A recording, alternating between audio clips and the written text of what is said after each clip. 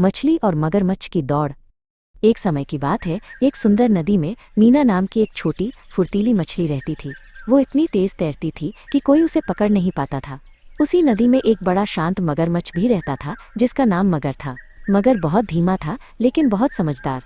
एक दिन मीना ने मगर को चुनौती दी, चलो हम दोनों दौड़ लगाते हैं, देखते हैं कौन जीतता है। मगर ने मीना की चुनौती स्वीकार कर ली।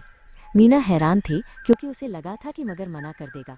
ठीक है मीना, मगर ने धीरे से कहा, हम उस बड़े पत्थर से शुरू करेंगे और उस पुराने पेड़ तक जाएंगे। सीटी बजी और दौड़ शुरू हो गई। मीना एक तीर की तरह आगे बढ़ी, पानी में तेजी से फिसलती हुई। उसे पूरा यकीन था कि वो आसानी से जीत जाएगी। मगर ने अपनी भारी चाल से धीरे धीरे तैरना शुरू किया। मीना ने पीछे मुड़कर देखा, मगर अभी भी बहुत पीछे था। हाहा, मीना ने सोचा, ये तो बहुत आसान है। उसने सोचा कि थोड़ी देर आराम कर लिया जाए और कुछ रंगीन पत्थरों के आसपास खेलने लगी। लेकिन मगर ने रुकने का नाम नहीं लिया। वो अपनी धीमी और स्थिर गति से लगातार तैरता रहा।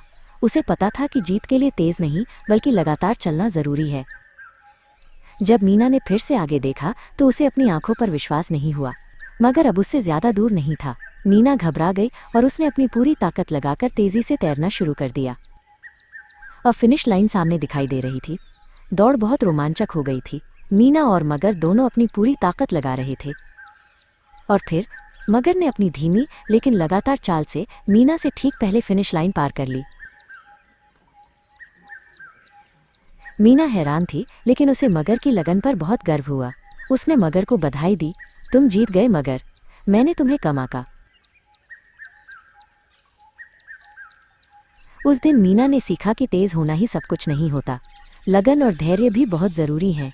और मगर ने सिखाया कि कभी किसी को कम नहीं समझना चाहिए। तब से मीना और मगर बहुत अच्छे दोस्त बन गए।